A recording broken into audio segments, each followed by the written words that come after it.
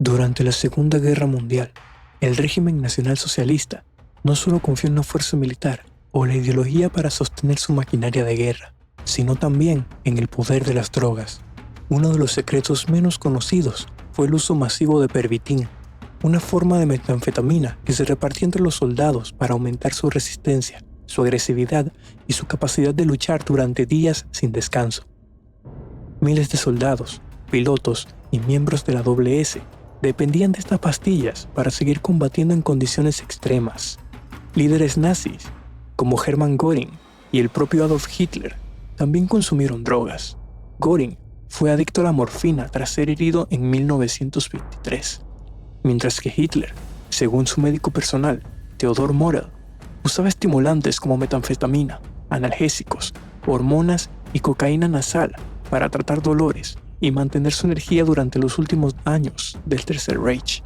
El consumo de drogas para mejorar la eficiencia de las tropas en el campo de batalla no es algo nuevo.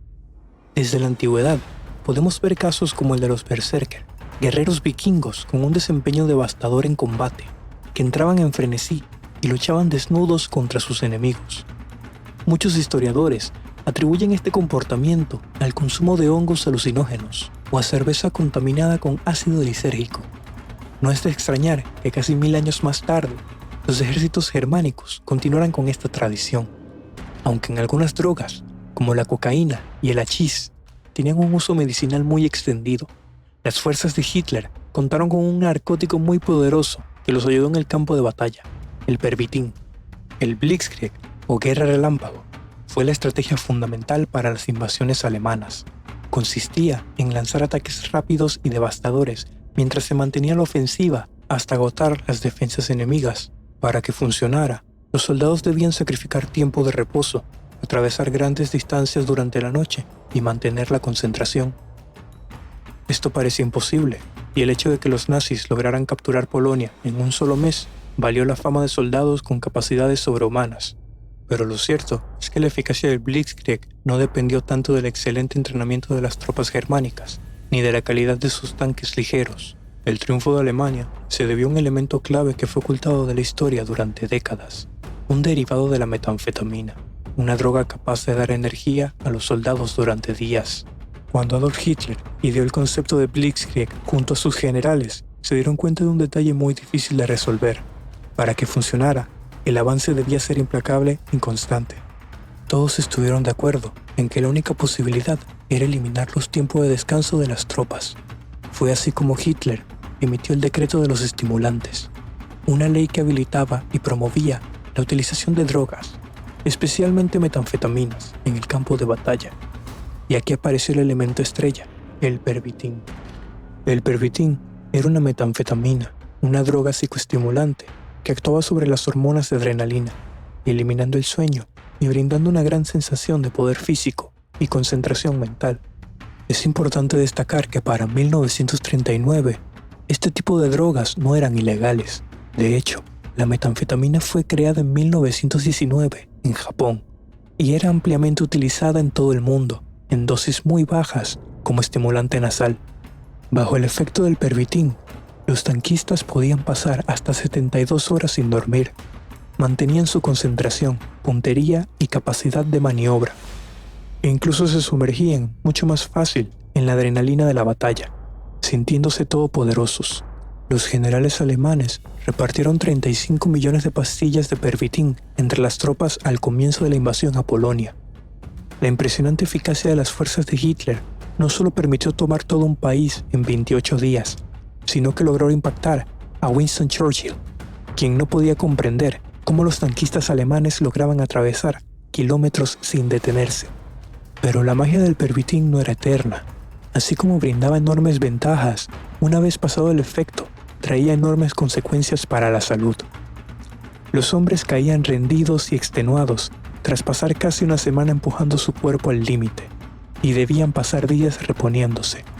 Además, la cadena de suministro de la droga debía ser muy eficaz, porque si fallaba, quienes dejaban de recibir su dosis sufrían los intensos síntomas del síndrome de abstinencia, malestar físico y mental, ansiedad, ataques de violencia e incluso brotes psicóticos.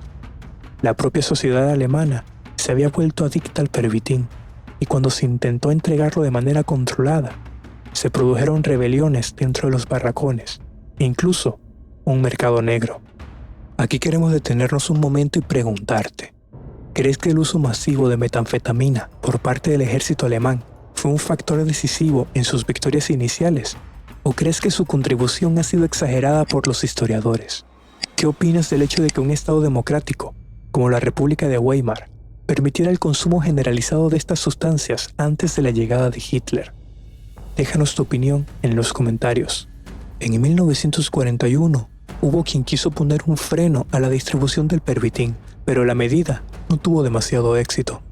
Hacia el final de la guerra, de hecho, se buscó algo más potente. En 1944, con el avance de los aliados, la situación era totalmente diferente. Alemania necesitaba a sus supersoldados más que nunca, y varios farmacólogos empezaron a desarrollar una nueva droga, un potenciador experimental del rendimiento. Así nacieron varios compuestos nombrados en código con la letra D, que tuvieron 10 iteraciones entre D1 y D10. El farmacólogo Gerhard Orzechowski desarrolló una fórmula que contenía en cada tableta 5 miligramos de oxicodona, 5 miligramos de cocaína y 3 miligramos de metanfetamina pervitin. Para entender este impresionante cóctel, debemos hablar de sus componentes. La oxicodona es un fármaco de la familia de los opioides que se utiliza para el tratamiento del dolor intenso. Es altamente adictiva y fue fabricada por primera vez en Alemania en 1916 para tratar a los heridos de la Primera Guerra Mundial.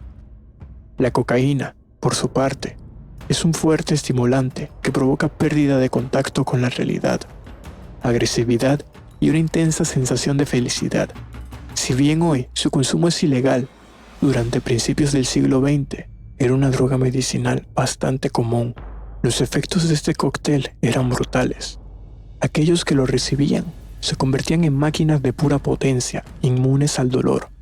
Podrías disparar un rifle directo en la pierna de un soldado inyectado y durante horas seguiría combatiendo como si nada, pero con un gran poder venían grandes efectos secundarios: paranoia, desconexión con la realidad y alucinaciones, algo extremadamente peligroso en una persona armada. Los científicos probaron los productos primero en un grupo de trabajadores forzados tomados del campo de concentración de Sachsenhausen. Se administró una dosis de esta droga milagrosa y se registró que podían caminar hasta 88 kilómetros sin descansar, mientras cargaban paquetes de 20 kilogramos. Es importante tener en cuenta que estos sujetos de prueba eran prisioneros y que estuvieron años en condiciones infrahumanas, debilitados y hambriados. Esto llevó a pensar a los científicos que la droga sería incluso más eficaz en soldados alemanes con buena salud.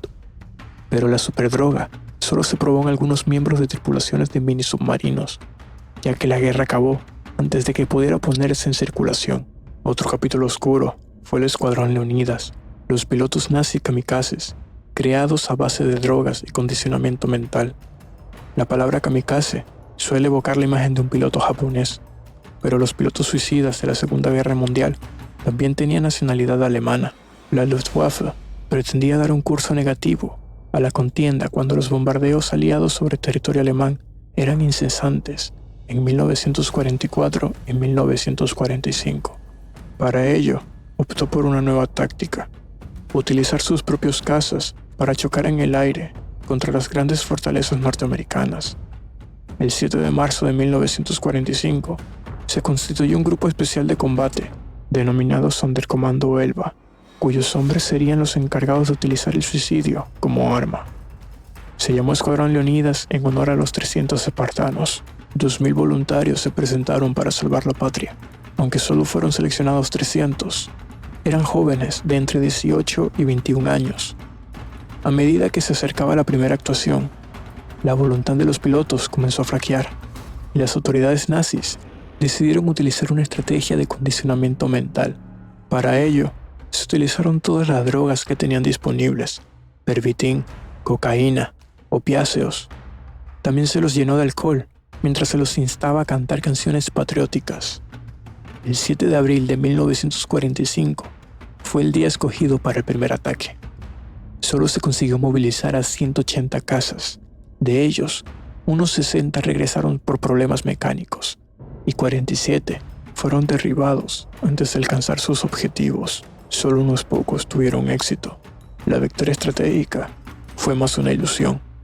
A lo largo de los años, se ha establecido la figura de Adolf Hitler como un hombre sano que llevaba una dieta vegetariana y mantenía altos estándares de cuidado personal. Sin embargo, también existe otra historia que ha indagado en el mito de su impecable salud. Lo cierto es que cuando hablamos de Hitler y su salud, existen muchos debates históricos. De la única droga que existen pruebas es del Pervitin. Otra figura controversial fue el Dr. Theodor Morell, el médico personal que trató a Hitler hasta el día de su suicidio. Hermann Göring, el líder de la Luftwaffe, llamaba a Morell el canciller aguja, ya que creía que el doctor tenía una particular afición por recetar drogas en cantidades desmedidas. Entre 1936 y 1945, la salud de Hitler estuvo en manos de un hombre que tenía un fármaco como respuesta a cualquier malestar. Para 1945, Hitler tomaba 28 píldoras diarias, además de inyecciones periódicas compuestas por una mezcla de vitaminas y metanfetaminas para paliar la depresión que lo agobiaba durante el fin de la guerra. En este periodo, también apareció un temblor en sus manos, que algunos asociaron con Parkinson, aunque también es considerado un efecto secundario del abuso de cocaína.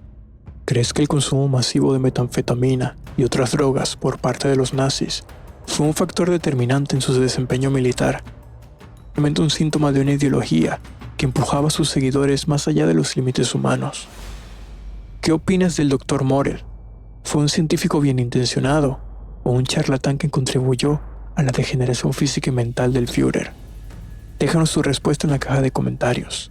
Si este episodio te ha parecido interesante, no olvides suscribirte a nuestro canal, activar la campanita y compartirlo con quienes también quieren conocer los secretos mejor guardados de la historia militar. Nos vemos en el próximo episodio.